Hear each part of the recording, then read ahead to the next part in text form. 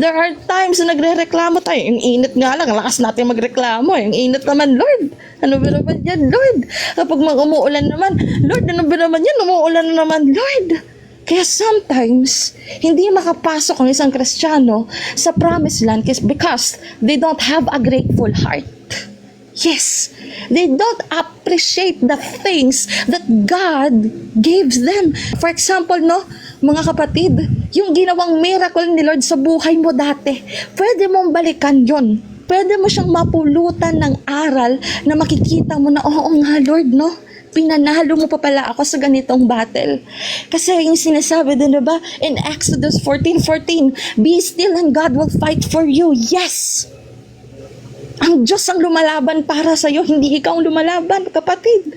Kasi kapag ikaw ang lumaban sa battles mo, nako, nasa Tulfo ka na, nasa Soho ka na. Pero kapag ang Diyos ang lumaban para sa atin, the victory is ours.